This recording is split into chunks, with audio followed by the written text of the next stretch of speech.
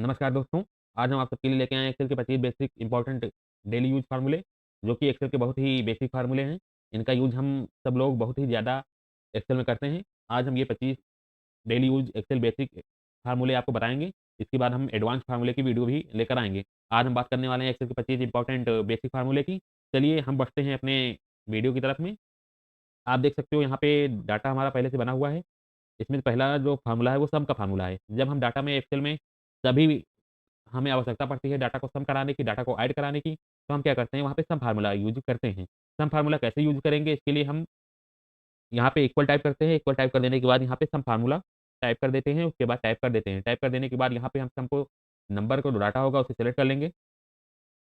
जितना सम करना है उतना एरिया को सेलेक्ट कर लेंगे, जैसे ही एंटर करेंगे आप देख सकते हो यहाँ पे डाटा सम होके आ जाएगा। इस तरीके से हम डाटा में एक्सेल में डाटा को सम कर सकते हैं। या फिर दूसरा तरीका है सम करने का, हम जो भी डाटा सम करना है उतना एरिया सेलेक्ट कर लेंगे, उसके बाद हम कीबोर्ड से अल्ट इक्वल कर देंगे। अल्ट इक्वल प्रेस कर देने के बाद भी डाटा जो है हमारा वो सम हो जाएगा। या फिर हम सम फ़ॉर्मूला का यूज़ कर सकते हैं या उसकी shortcut key alt equal Excel automatic shortcut key इसकी बनी हुई होती है, हमें बनाने की आवश्यकता नहीं होती है। एक्सेल में हम बेसिक रूप से सबसे पहले फ़ॉर्मूला को सीखते हैं तो ये होता है सम फ़ॉर्मूला। बात करते हैं दूसरे फ़ॉर्मूले की, तो दूसरा फ़ॉर्मूला है वो लेन फ़ॉर्मूला है। एक्सेल में लेन फ़ॉर्मूले का यूज़ हम जब करते हैं, जब हमें कोई डाटा होता है, उस डाटा में से बहुत सारे नेम टाइप होते हैं और उसमें से हमें नेम में से, शब्द में से वर्ड को काउंट करना होता है कि इस वाक्य में, इस शब्द में कितने शब्द टाइप हैं, कितने वर्ड टाइप हैं। मतलब किसी भी नेम में हमें वर्ड की संख्या को काउंट करना होता है, तो वहाँ पे हम लेन फ़ॉर्मूले का यूज़ करते हैं। लेन फ़ॉर्मूला टाइप कर लगाने के लिए हम इक्वल टाइप करेंगे, इक्वल टाइप कर देने के बाद जो डाटा होगा, वो डाटा के पहले से रेफरेंस को हम सेलेक्ट कर लेंगे। सेलेक्ट कर लेने के बाद एंटर कर देंगे। एंटर कर देने के बाद आप देख सकते हो यहाँ पे आप देख सकते हो इक्वल टाइप करेंगे, इक्वल टाइप कर देने के बाद लेन फ़ॉर्मूला टाइप करेंगे, लेन फ़ॉर्मूला टाइप कर देने के बाद जैसे ही उसे सेलेक्ट करके एंटर करेंगे, आप देख सकते हो यहाँ पे डाटा सम होके आ जाएगा, वर्ड काउंट होके आ जाएगा। जैसे अमन लिखा हुआ है, इसमें 4 वर्ड हैं, तो यहाँ पे 4 बता रहा है, इसमें 4 वर्ड हैं। जैसे उस फ़ॉर्मूले को हम ड्रैग करेंगे, आप देख सकते हो वो फ़ॉर्मूला सारे डाटा पे अप्लाई हो जाएगा। आप देख सकते हो यहाँ पे मोहन लिखा हुआ है, तो मोहन में 5 वर्ड हैं, तो यहाँ पे 5 शो हो रहा है, बता रहा है। राम में 3 है, 3 बता रहा है, शिवा में 5 है, 5 बता रहा है। मतलब जो भी वर्ड में, जो भी नेम में जितने वर्ड होंगे, वो उनकी संख्या काउंट करके बता देता है। ये काम कौन-सा फ़ॉर्मूला करता है? लेन फ़ॉर्मूला करता है। बात करते हैं मैक्स फ़ॉर्मूले की। मैक्स फ़ॉर्मूला करेगा क्या? जब कोई डाटा होगा, उस डाटा में से हमें सबसे बड़ी वैल्यू को पता करना होगा, तो वहाँ पे हम मैक्स फ़ॉर्मूले का यूज़ करेंगे। आप देख सकते हो यहाँ पे मैक्स फ़ॉर्मूला लगाने के लिए हम डाटा बना हुआ है हमारे पास। जब हमें यहाँ पे आवश्यकता पड़ती है मैक्स फ़ॉर्मूले की, तो हम यहाँ पे मैक्स फ़ॉर्मूला लगा देंगे। अब इसमें कि सबसे जो डाटा बना हुआ है, उसमें सबसे बड़ी वैल्यू पता करना है, तो हम मैक्स फ़ॉर्मूले का यूज़ करेंगे। इक्वल टाइप करेंगे, यहाँ पे मैक्स फ़ॉर्मूला टाइप करेंगे। मैक्स फ़ॉर्मूला टाइप कर देने के बाद जो डाटा होगा, वो डाटा हम पूरा अपना सेलेक्ट कर लेंगे। जैसे ही कीबोर्ड से एंटर बटन प्रेस करेंगे, आप देख सकते हो यहाँ पे सबसे डाटा में से सबसे बड़ी वैल्यू काउंट होके आ जाएगी। यहाँ पे सबसे बड़ी वैल्यू जैसे 100 है, तो 100 शो कर रहा है। बात करते हैं अपने एक्सेल के सबसे बेसिक फ़ॉर्मूले की, मिन फ़ॉर्मूले की, तो मिन फ़ॉर्मूला करता क्या है, डाटा में से सबसे छोटी वैल्यू को काउंट करता है। बड़ी मैक्स फ़ॉर्मूला क्या करता है, कोई डाटा होगा, कोई लिस्ट होगी, उसमें से सबसे बड़ी वैल्यू पता करना है, मैक्स फ़ॉर्मूला लगाएँगे, कोई डाटा होगा, कोई लिस्ट होगी, उसमें से सबसे छोटी वैल्यू को पता करना है, तो हम मिन फ़ॉर्मूला लगाएँगे। अब जैसे यहाँ पे इक्वल टाइप करते हैं, मिन फ़ॉर्मूला टाइप करते हैं और डाटा को सेलेक्ट करते हैं। सेलेक्ट करने के बाद जैसे ही हम एंटर करते हैं, तो आप देख सकते हो ये डाटा में से सबसे छोटी वैल्यू यहाँ पे निकल के आ जाएगी। मतलब मैक्स सबसे बड़ी वैल्यू पता करने के लिए और मिन फ़ॉर्मूला सबसे छोटी वैल्यू पता करने के लिए। बढ़ते हैं अपने अगले ट्रिक तो अगले फ़ॉर्मूले में। तो अगला जो हमारा फंक्शन है, अगला हमारा फ़ॉर्मूला है वो today formula. Today formula Excel में करता क्या है, टू डे फ़ॉर्मूला का यूज़ होता है एक्सेल में प्रेज़ेंट डेट लाने के लिए। मतलब जो एक्सेल में करंट डेट होती है, उस डेट को हम लाने के लिए टू डे फ़ॉर्मूले का यूज़ करते हैं। इसको यूज़ करने के लिए हम इक्वल टाइप करते हैं, इक्वल टाइप कर देने के बाद हम यहाँ पे टू डे फ़ॉर्मूला टाइप करेंगे, ब्रैकेट को क्लोज़ करेंगे। जैसे ही एंटर करेंगे आप देख सकते हो यहाँ पे टू डे फ़ॉर्मूला अप्लाई हो जाएगा, मतलब उसकी डेट निकल के करंट डेट आ जाएगी। या फिर जैसे हम कंट्रोल सेमीकोलन से द्वारा भी प्रेज़ेंट डेट को ला सकते हैं या फिर हम टू डे फ़ॉर्मूला टाइप करके यहाँ पे ले आएँगे। मतलब टू डे फ़ॉर्मूले का यूज़ हम एक्सेल में करंट डेट को इंसर्ट कराने के लिए करते हैं। बात करते हैं अपने अगले फ़ॉर्मूला की, जो हमारा जो अगला फ़ॉर्मूला है वो काउंट। काउंट फ़ॉर्मूला करता क्या है? काउंट फ़ॉर्मूला वो काम करता है जब कोई हमारे पास डाटा होता है, उस डाटा में बहुत सारे नंबर टाइप होते हैं। तो हमें पता करना होगा इसमें कितनी जगह नंबर टाइप है, मतलब नंबर को काउंट करता है कि जैसे कोई डाटा है, उस डाटा में 2, 3, 4, 5 जगह वैल्यू लिखी हुई है, तो वो उन वैल्युओं को काउंट करके बता देगा कि डाटा में 5 जगह ये नंबर टाइप है, 5 वैल्यू नंबर टाइप हैं। तो जब डाटा को हमें नंबर को काउंट कराना होगा, तो वहाँ पे काउंट फ़ॉर्मूला लगाएँगे, इक्वल टाइप करेंगे, यहाँ पे हम काउंट फ़ॉर्मूला टाइप कर देंगे। काउंट फ़ॉर्मूला टाइप कर देने के बाद जैसे ही हम डाटा को अपने ऑल डाटा को सेलेक्ट करेंगे और कीबोर्ड से एंटर बटन प्रेस करेंगे, जैसे आप देख सकते हो यहाँ पे डाटा में कितनी वैल्यू है, कितने नंबर हैं, वो नंबर कितनी बार टाइप है, उस काउंट करके बता देगा। बात करते हैं अपने एक्सेल के अगले फ़ॉर्मूले की, जो है काउंट ए। काउंट ए फ़ॉर्मूला जो कि एक्सेल में बहुत ही यूज़ होने वाला फ़ॉर्मूला है। इस फ़ॉर्मूला द्वारा हम एक्सेल डाटा के सेल में कितना डाटा में क्या-क्या लिखा हुआ है, नंबर टेक्स्ट कितने बार टाइप है, कितने सेल में टाइप है, उस एड्रेस को हम मतलब नंबर और टेक्स्ट को आपस में दोनों को काउंट करके बता देता है, ये इतने नंबर टाइप है, इतने टेक्स्ट टाइप है, मतलब दोनों को आपस में काउंट करके बताएगा। तो ये फ़ॉर्मूला क्या करेगा, काउंट ए करता है। काउंट ए लगाने के लिए हम क्या करेंगे, इक्वल टाइप करेंगे। इक्वल टाइप कर देने के बाद यहाँ पे फ़ॉर्मूला टाइप कर देंगे काउंट ए टाइप कर देने के बाद हम डाटा सेलेक्ट कर लेंगे। जैसे ही इंटर करेंगे, आप देख सकते हो यहाँ पे काउंट करके बता देगा कि यहाँ पे 6 डाटा 6 सेल में डाटा टाइप है। अगर हम इस डाटा को डिलीट कर देते हैं तो यहाँ पे 5 सेल में डाटा हमारा टाइप है, इसलिए 5 सेल को बता रहा है। मतलब डाटा सिलेक्टेड एरिया में, सिलेक्टेड डाटा में, सिलेक्टेड सेल में कितने सेल में वैल्यू लिखा हुआ है, नंबर लिखा हुआ है, उसको पता करने के लिए हम काउंट ए फ़ॉर्मूले का यूज़ करते हैं। बात करते हैं अगले फ़ॉर्मूले की, तो अगला हमारा बहुत ही इंपॉर्टेंट और बहुत ही नॉर्मल और बेसिक फ़ॉर्मूला है, वो है अपर। अपर फ़ॉर्मूला करता क्या है, डाटा होता है, उस डाटा में हम बहुत सारे नेम टाइप करते हैं, तो उसमें कोई वर्ड कैपिटल होता है, कोई स्मॉल होता है, कोई कैपिटल, स्मॉल ये दोनों मिक्स होते हैं। तो हमें करना क्या होता है, उस डाटा, उस कॉलम या उस सेल के नाम को हमें पूरा कैपिटल लेटर में कन्वर्ट करना होता है। जब हमें पूरे डाटा को कैपिटल लेटर में करना होगा, तो हम यहाँ पे अपर फ़ॉर्मूले का यूज़ करते हैं। अपर फ़ॉर्मूला मतलब जो है वो फ़ॉन्ट को अपर लैंग्वेज में कन्वर्ट कर देता है। तो इसके लिए हम इक्वल टाइप करेंगे, यहाँ पे अपर फ़ॉर्मूला टाइप कर देंगे। अपर फ़ॉर्मूला टाइप कर देने के बाद हम सेल रेफरेंस दे देंगे डाटा का। जैसे इंटर करेंगे, आप देख सकते हो यहाँ पे सारा जो डाटा होगा हमारा कैपिटल लेटर में कन्वर्ट हो जाएगा। बात करते हैं अपने अगले फ़ॉर्मूले की, तो अगला हमारा वो फ़ॉर्मूला है वो है लोअर। लोअर फ़ॉर्मूला सेम अपर फ़ॉर्मूले की तरह करता है। अपर फ़ॉर्मूला जो होते हैं डाटा होता है उसे उसे कैपिटल कैस में चेंज कर देता है। लोअर क्या करेगा, लोअर केस में चेंज कर देगा। कैसे करेगा, इसके लिए हम इक्वल में लोअर फ़ॉर्मूला टाइप कर देंगे। लोअर फ़ॉर्मूला टाइप कर देने के बाद हम अपने सेल रेफरेंस को सेलेक्ट कर लेंगे। सेलेक्ट कर देने के बाद जैसे ही इंटर करेंगे, आप देख सकते हो हमारे पास जो भी डाटा होगा वो स्मॉल लेटर में चेंज हो जाएगा, स्मॉल कैस में चेंज हो जाएगा। मतलब अपर फ़ॉर्मूला डाटा को लिखे हुए नेम को कैपिटल लेटर में करने के लिए, लोअर फ़ॉर्मूला डाटा को लिखे हुए नेम को स्मॉल लेटर में करने के लिए यूज़ में किया जाता है। बात करते हैं प्रॉपर फ़ॉर्मूला। तो प्रॉपर फ़ॉर्मूला क्या करेगा, प्रॉपर फ़ॉर्मूला वही काम करेगा, मतलब जैसे कोई नाम लिखा हुआ है, आप देख सकते हो यहाँ पे राम लिखा हुआ है, मोहन लिखा हुआ है, अमन लिखा हुआ है। प्रॉपर फ़ॉर्मूला क्या करेगा, इसमें से पहला वर्ड कैपिटल रखेगा और सबको स्मॉल कर देगा। जैसे हम ग्रामर लैंग्वेज में करते हैं, कोई नाम लिखते हैं तो पहला कैपिटल और सब स्मॉल लिखते हैं, वैसे ही ग्रामर लैंग्वेज में करने के लिए हम प्रॉपर फ़ॉर्मूले का यूज़ करते हैं। कैसे करते हैं, इक्वल टाइप करेंगे, यहाँ पे प्रॉपर फ़ॉर्मूला टाइप कर देंगे। प्रॉपर फ़ॉर्मूला टाइप कर देने के बाद हम प्रॉपर फ़ॉर्मूला टाइप कर देंगे। टाइप कर देने के बाद अपने सेल डाटा के सेल रेफरेंस को सेलेक्ट कर लेंगे। सेलेक्ट कर लेने के बाद हम जैसे ही इंटर करेंगे, आप देख सकते हो यहाँ पे प्रॉपर फ़ॉर्म कैस में लैंग्वेज नेम चेंज हो जाएँगे। आप देख सकते हो यहाँ पे जैसे यहाँ पे राम, मोहन, अमन प्रॉपर अपर तीनों कैपिटल स्मॉल तीनों लेटर में लिखा हुआ था, यहाँ पे पहला कैपिटल और सब स्मॉल हो जाएँगे। बात करते हैं अपने अगले फ़ॉर्मूले और ट्रिक एंड टिप्स में, तो यहाँ पे हमारा जो अगला फ़ॉर्मूला है वो लार्ज फ़ॉर्मूला। लार्ज फ़ॉर्मूला जो है एक्सेल में बहुत ही इम्पोर्टेंट और बहुत ही यूज़ होने वाला फ़ॉर्मूला है। इस फ़ॉर्मूले का यूज़ हम कोई हमारे पास डाटा होता है, कोई लिस्ट होता है, उन लिस्ट में से हमें पता करना होता है, इसमें सबसे पहली बड़ी वैल्यू कौन है, दूसरी सबसे बड़ी वैल्यू कौन है, तीसरी सबसे बड़ी वैल्यू कौन है या चौथी सबसे बड़ी वैल्यू कौन है। मतलब कोई डाटा है, उसमें पता करना है सबसे बड़ी वैल्यू पहली कौन है, दूसरी कौन है, तीसरी कौन है। तो वहाँ पे हम लार्ज फ़ॉर्मूले का यूज़ करते हैं। लार्ज फ़ॉर्मूला लगाने के लिए इक्वल टाइप करेंगे, इक्वल टाइप कर देने के बाद हम कीबोर्ड से लार्ज टाइप कर देंगे। लार्ज टाइप कर देने के बाद डाटा को सिलेक्ट कर लेंगे, सिलेक्ट कर लेने के बाद हम कॉमा टाइप करेंगे, कॉमा टाइप कर देने के बाद यहाँ पे हम अगर पहली सबसे बड़ी वैल्यू पता करना है, तो पहली टाइप करेंगे, दूसरी पता करना है तो दूसरी टाइप करेंगे। हम पहली टाइप करके देख रहे हैं, तो पहली सबसे बड़ी वैल्यू लिख के आ रहा है 100 है, तो 100 लिख के आ रहा है। अगर हम दूसरी पता करना चाहते हैं, तो सेम वैसे ही फ़ॉर्मूला लगा देना है, वहाँ पे अंत में दूसरा नंबर टाइप कर देना है, तो वहाँ पे दूसरी सबसे बड़ी वैल्यू बता देगा। अगर यहाँ पे दूसरे पता करना है, दूसरा टाइप करेंगे, तीसरी पता करना है, तीसरा टाइप करेंगे, चौथा पता करना है, तो चौथा टाइप कर देंगे। हमें दूसरा पता करना है, इसलिए दूसरा नंबर टाइप करेंगे, एंटर कर देंगे। आप देख सकते हो डाटा में से दूसरी सबसे बड़ी वैल्यू निकल के आ जाएगी। मतलब लार्ज फॉर्मूले द्वारा हम डाटा में से पहली सबसे बड़ी वैल्यू, दूसरी, तीसरी, चौथी, इस तरीके से हम डाटा में से पहली, दूसरी, तीसरी सबसे बड़ी वैल्यू को पता कर सकते हैं। अब बात करते हैं अपने अगले फ़ॉर्मूले की, तो अगला जो हमारा फ़ॉर्मूला है वो है स्मॉल। स्मॉल फ़ॉर्मूला करता क्या है, स्मॉल फ़ॉर्मूले का यूज़ हम कोई डाटा होता है, जैसे लार्ज फ़ॉर्मूला सबसे बड़ी वैल्यू, पहली सबसे बड़ी वैल्यू, दूसरी सबसे बड़ी वैल्यू को काउंट करके बताता है। वैसे स्मॉल फ़ॉर्मूला होगा किसी भी डाटा में से सबसे छोटी वैल्यू पहली, सबसे छोटी दूसरी, दूसरी सबसे छोटी, तीसरी सबसे छोटी संख्या को काउंट करके बताएगा। बात करते हैं स्मॉल फ़ॉर्मूले की, तो हम लगाने के लिए इक्वल टाइप करते हैं, इक्वल टाइप कर देने के बाद यहाँ पे स्मॉल टाइप कर देंगे। स्मॉल टाइप कर देने के बाद जैसे ही हम डाटा को सेलेक्ट करते हैं, सेलेक्ट कर लेने के बाद कॉमा लगाते हैं, कॉमा लगाने के बाद हमें पहली सबसे छोटी संख्या पता करना है तो 1 टाइप करेंगे और दूसरी पता करना है तो दूसरी टाइप करेंगे। हमें दूसरी पता करना है इसलिए हम दूसरी संख्या 2 नंबर टाइप करेंगे और जैसे ही एंटर करेंगे, आप देख सकते हो इसमें दूसरी सबसे छोटी संख्या निकल के आ जाएगी। अगर हम पहली पता करना चाहते हैं तो यहाँ पे 1 टाइप कर देंगे। अगर 1 टाइप कर देंगे तो यहाँ पे पहली सबसे छोटी संख्या निकल के आ जाएगी। उम्मीद है आपको ये वीडियो समझ में आ गया होगा और बढ़ते हैं अपने अगले क्वेश्चन की तरफ, अगले फ़ॉर्मूले की तरफ। जो हमारा ये फ़ॉर्मूला है, इसमें है लेफ्ट फ़ॉर्मूला। मतलब लेफ्ट फ़ॉर्मूला क्या करता है, लेफ्ट फ़ॉर्मूला वही काम करता है, कोई डाटा होता है, उस डाटा में से अगर हमें लेफ्ट की तरफ 3-4 अंक दिखाई दे रहे हैं। आप देख सकते हो एग्जांपल के तौर पर यहाँ पे आधार नंबर टाइप है और आधार नंबर जो टाइप है इसमें हम चाहते हैं केवल इसमें से बाईं तरफ से 4 अंक दिखाई दें और अंक ना दिखाई दें, तो हम क्या करेंगे वहाँ पे लेफ्ट फार्मूले का यूज़ करेंगे। कैसे करेंगे? इक्वल टाइप करेंगे, यहाँ पे लेफ्ट फार्मूला टाइप कर देंगे। लेफ्ट फार्मूला टाइप कर देने के बाद हम नंबर पहले से डाटा में से पहले से रेफरेंस को सेलेक्ट कर लेंगे, कॉमा लगाएँगे, कितने कैरेक्टर में देखने हैं, 4 कैरेक्टर देखने हैं, 4 टाइप कर देंगे और ब्रैकेट को क्लोज़ कर देंगे। एंटर कर देंगे, आप देख सकते हो यहाँ पे पहले से 4 अंक दिखाई दे रहे होंगे और अंक नहीं दिखाई दे रहे होंगे।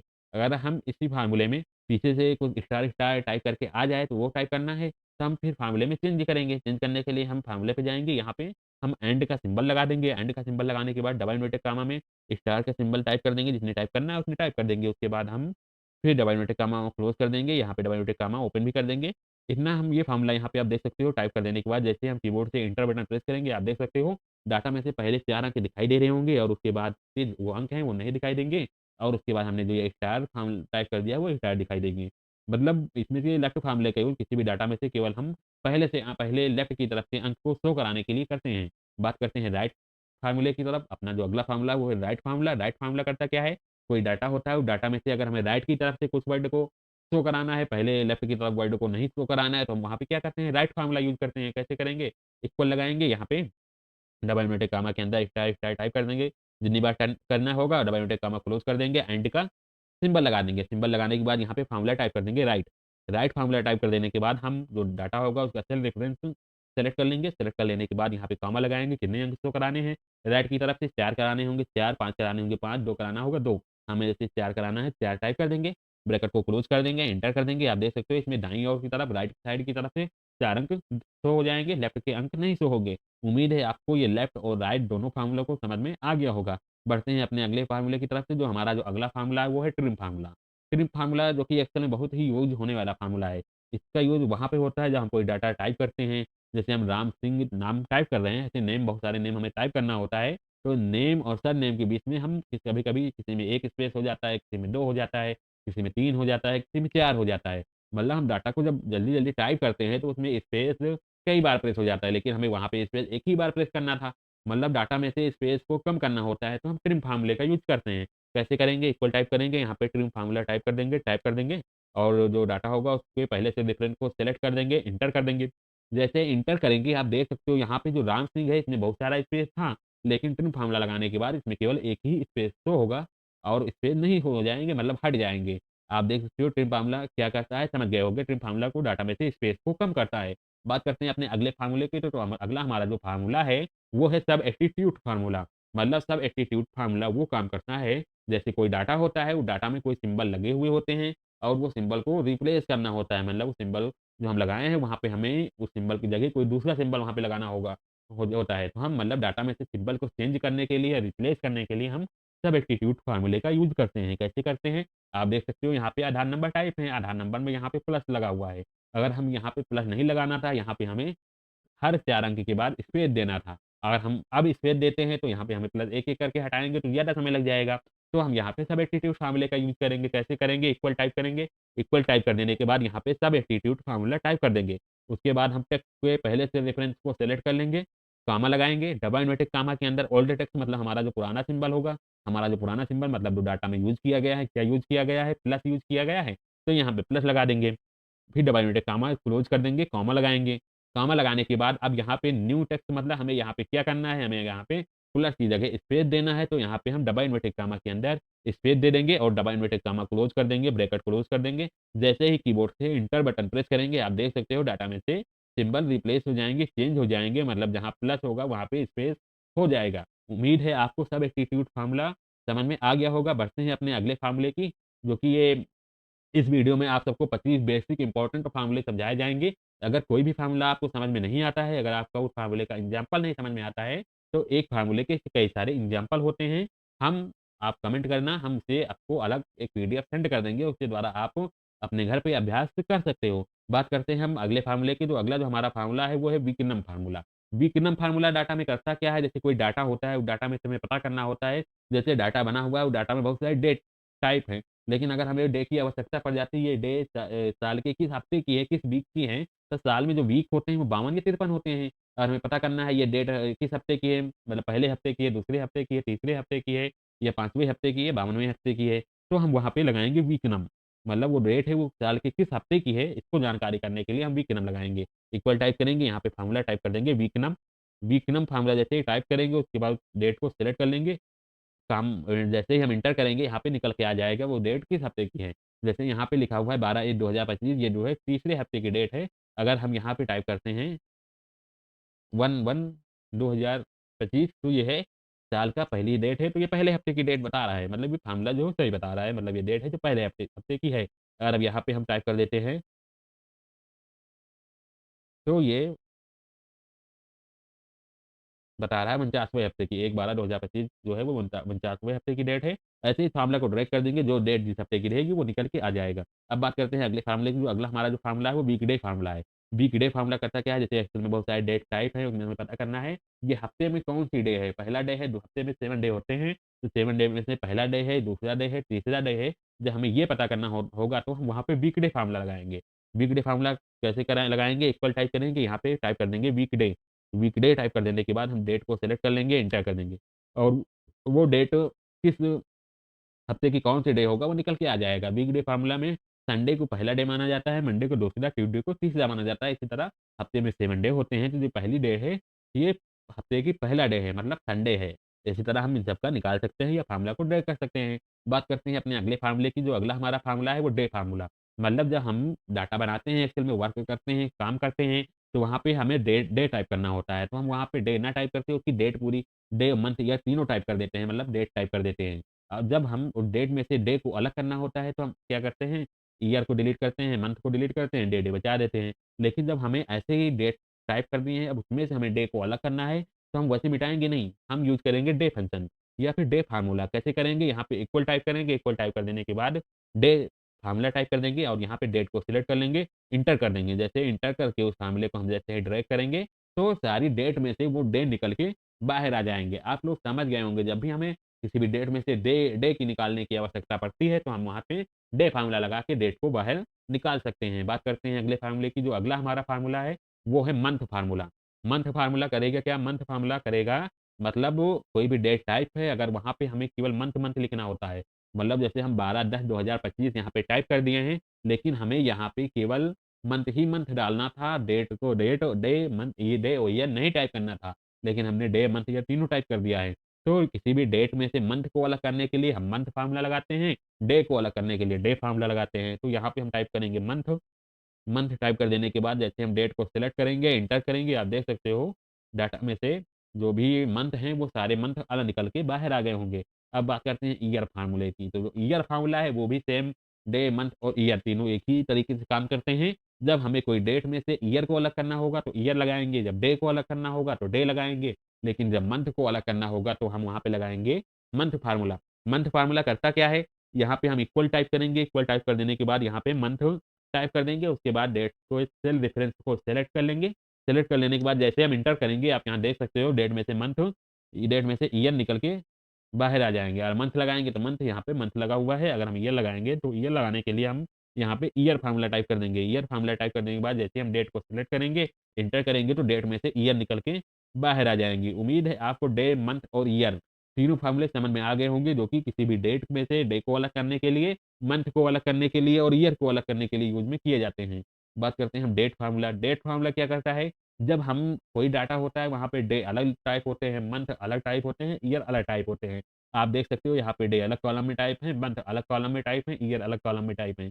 और हम यहाँ पे डे और मंथ, ईयर तीनों को एक ही कॉलम में अगर टाइप करना चाहते हैं, तो वहाँ पे हम यूज़ करेंगे डेट फ़ॉर्मूला। डेट फ़ॉर्मूला करेगा क्या, हम इक्वल टाइप करेंगे, यहाँ पे डेट फ़ॉर्मूला टाइप कर देंगे। अब यहाँ पे पैरामीटर में पहले ईयर माँग रहा है, तो ईयर को सिलेक्ट कर लेंगे, कॉमा लगा देंगे, फिर मंथ पूछ माँग रहा है, यहाँ पे मंथ को सिलेक्ट कर लेंगे, कॉमा लगा देंगे, डे में डे को सिलेक्ट कर लेंगे। जैसे ही हम एंटर करेंगे, आप देख सकते हो वो पूरी डे, जो डे, मंथ, ईयर अलग-अलग हैं, वो एक ही कॉलम में लिखकर डेट में कन्वर्ट होकर यहाँ पे आ जाएगा। उम्मीद है आपको डे, मंथ, ईयर और डेट फ़ॉर्मूला बिल्कुल तरीके से समझ में आ गया होगा। ये बहुत ही यूज़ होने वाले और इन एक्सेल के इंटरव्यू में पूछे जाने वाले फ़ॉर्मूले हैं, जो कि आपको बहुत अच्छे से इन्हें अभ्यास कर लेना है।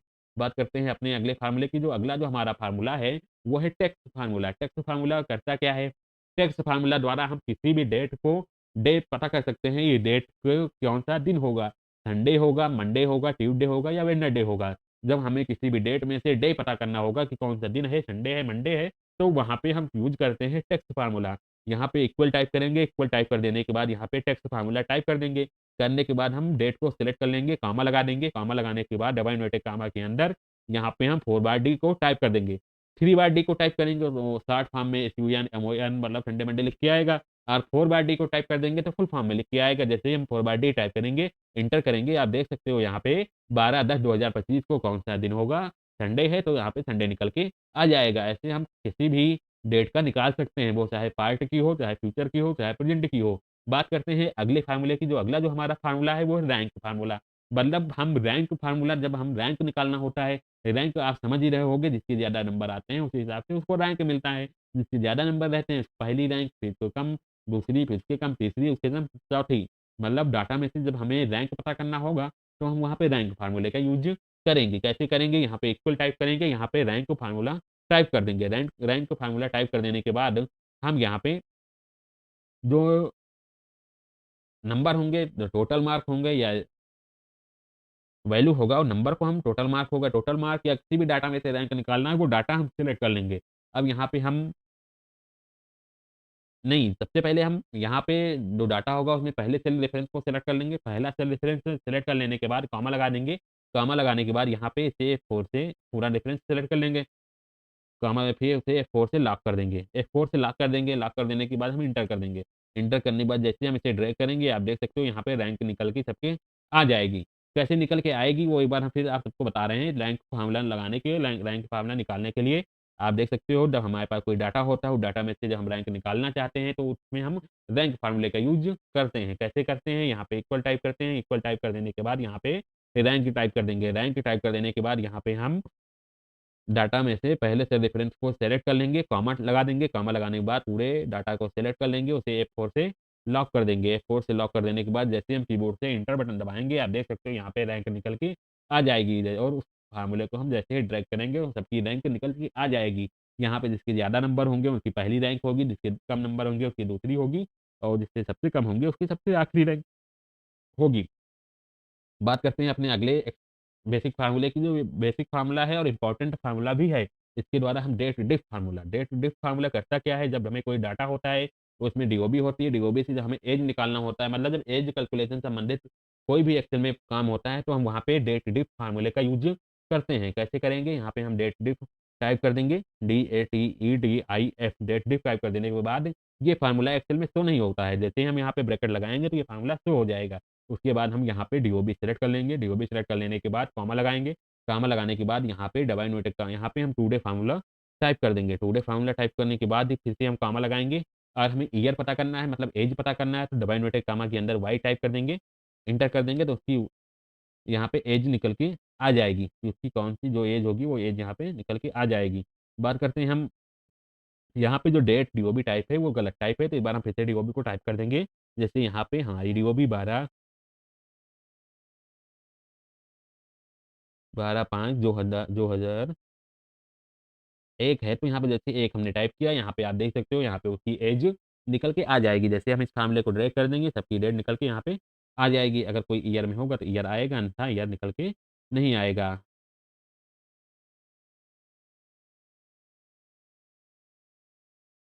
डाटा में हम आप देख सकते हो, यहाँ पे समझ में आ गया होगा।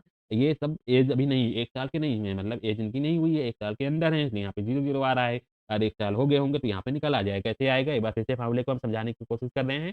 यहाँ पे हम डेट डिफ टाइप कर देंगे, उसके बाद हम डीओबी को सिलेक्ट करेंगे, कॉमा लगाएँगे, टू डे फार्मूला टाइप कर देंगे, कॉमा लगाएँगे, यहाँ पे डबल इन्वर्टेड कॉमा के अंदर वाई टाइप करके एंटर करेंगे, तो यहाँ पे एज निकल के आ जाएगी। और हम मंथ निकालने की बात करते हैं, अगर हम कोई की डेट ऑफ बर्थ निकालते हैं, जिसमें कुछ एज होता है, एज होने के बाद वो उस महीने का होता है, महीने के होने के बाद कुछ डे का होगा। कोई पूरा तो होता नहीं कि वो पूरा 23 साल का है, तो 23 साल का ही होगा, उसमें कुछ मंथ होते हैं, कुछ डे होते हैं। तो जब जैसे राम 23 साल के हैं, तो ये पूरे 23 साल के नहीं हैं, इसमें कुछ मंथ भी होंगे, तो मंथ निकालने के लिए हम मंथ फार्मूला लगाएँगे। यहाँ पे हम फार्मूला टाइप कर देंगे डेट डिफ फार्मूला टाइप कर देने के बाद ब्रैकेट लगाएँगे, ब्रैकेट लगाने के बाद यहाँ पे हम डीओबी को सिलेक्ट कर लेंगे, डीओबी लगाने के बाद यहाँ पे टू डे फार्मूला टाइप कर देंगे, टू डे फार्मूला टाइप कर देने के बाद फिर हम यहाँ पे डबल इन्वर्टेड कॉमा के अंदर YM टाइप कर देंगे, और इन्वर्टेड कॉमा को क्लोज़ करके जैसे एंटर करेंगे, आप देख सकते हो यहाँ पे उनका मंथ निकल के आ जाएगा। मतलब जो राम हैं, वो 23 वर्ष 8 महीने के हैं। 8 महीने के बाद कुछ दिन भी होंगे, तो दिन के लिए हम दिन का फ़ॉर्मूला लगा देंगे। यहाँ पे हमें क्या करना है, डेट डिफ फिर से टाइप कर देना है। डेट डिफ फ़ॉर्मूला टाइप कर देने के बाद यहाँ पे डीओबी को सेलेक्ट कर लेना है, कॉमा लगाना है, यहाँ पे टुडे फ़ॉर्मूला टाइप कर देना है। टुडे फ़ॉर्मूला टाइप कर देने के बाद यहाँ पे फिर से डबल इन्वर्टेड कॉमा के अंदर यहाँ पे टाइप कर देना है एमवाई। जैसे यहाँ पे हम टुडे फ़ॉर्मूला टाइप कर देने के बाद टाइप करेंगे, जैसे यहाँ पे वो कितने दिन के होंगे वो डे निकल के आ जाएगा। जैसे राम 23 साल 8 महीने 10 दिन के हैं, तो यहाँ पे ये निकल के आ जाएगा। अगर हम बात करें टोटल मंथ की, तो यहाँ पे हम फिर से फ़ॉर्मूला टाइप कर देंगे, DATE डैश डिफ ब्रैकेट को ओपन करेंगे, यहाँ पे डीओबी को सेलेक्ट करेंगे, कॉमा लगाएँगे, यहाँ पे टुडे फंक्शन का यूज़ करेंगे, उसके बाद कॉमा लगाएँगे, यहाँ पे डबल इन्वर्टेड कॉमा के अंदर टोटल मंथ के लिए यहाँ पे एम टाइप कर देंगे, तो आप देख सकते हो वो कितने टोटल मंथ होंगे, वो टोटल मंथ निकल के आ जाएँगे। अगर टोटल डे की बात करें, तो हम यहाँ पे फिर से डेट डिफ फ़ॉर्मूला टाइप करेंगे। डेट डिफ फार्मूला टाइप करने के बाद डीओबी सेलेक्ट करेंगे, कॉमा लगाएँगे, टुडे फार्मूला टाइप करेंगे। उसके बाद यहाँ पे कॉमा लगाएँगे, कॉमा लगाने के बाद डबल इन्वर्टेड कॉमा के अंदर डी टाइप कर देंगे। डी टाइप के जैसे इंटर करेंगे, आप देख सकते हो यहाँ पे। अब यहाँ पे एज कैलकुलेशन संबंधित डेट एक ही फार्मूला मतलब डेट डिफ फार्मूले द्वारा हम एज कैलकुलेशन निकाल सकते हैं। यहाँ पे एज निकल आया है, मंथ निकल आया है, डे, टोटल मंथ और टोटल डे। जैसे राम की डीओबी है 12/5/2001, तो राम 23 साल के हुए हैं, वो 8 मंथ के हैं, 10 दिन के हैं। राम जो हैं 23 साल 8 महीने 10 दिन के हुए हैं। इनके टोटल मंथ 284 और टोटल डे कितना हुआ है। उम्मीद है आप सबको ये डेट डिफ संबंधित फार्मूले समझ में आ गया होगा। जैसे ही फार्मूले को हम ड्रैग कर देंगे, सारा डाटा हमारा सारे लोगों का डेट और टोटल मंथ ईयर निकल के आ जाएगा। एक बार फिर से हम ये फ़ॉर्मूला टाइप करना चाहते हैं, फिर से आपको समझाना चाहते हैं कि आप लोगों को समझाने के लिए यहाँ पे ऐज के लिए हम डेट डिव में यहाँ पे हम ऐज के लिए डेट डिव में क्या टाइप करते हैं, यहाँ पे हम वाई टाइप करेंगे। आप देख सकते हो यहाँ पे datedif, DOB, present date, comma Y type करना होता है। अगर बात करें मंथ के लिए, तो मंथ के लिए हम यहाँ पे वाई एम टाइप करेंगे और बात करते हैं डे के लिए, तो यहाँ पे हम टाइप करेंगे एमडी। यहाँ पे एमडी टाइप कर देंगे अंत में और फ़ॉर्मूला सेम वैसे ही रहेगा, केवल अंत में वाई, वाईएम, एमडी, एम और डी टाइप कर देने के बाद यहाँ पे टोटल मंथ, ईयर, डे सब निकल आएगा। आज की इस वीडियो में आप सबको यहाँ पे 25 बेसिक इंपॉर्टेंट फ़ॉर्मूले समझाए गए हैं, जो कि एक्सेल में बहुत ही डेली यूज़ होने वाले फ़ॉर्मूले हैं और ये फ़ॉर्मूले आप सभी लोग अच्छे से कहीं पे नोट कर लो और सीख लो। उम्मीद है इस वीडियो की सहायता से आप इन फ़ॉर्मूलों को आसानी से सीख पाओगे और सीख कर अपने एक्सेल में और आसानी से कार्य कर पाओगे। अगर आपको ऐसे ही वीडियो देखने हैं, तो आप सभी लोग हमारे चैनल को सब्सक्राइब करिए और शेयर करिए। मिलते हैं अपने अगले वीडियो में, तब तक के लिए जय हिंद, जय भारत।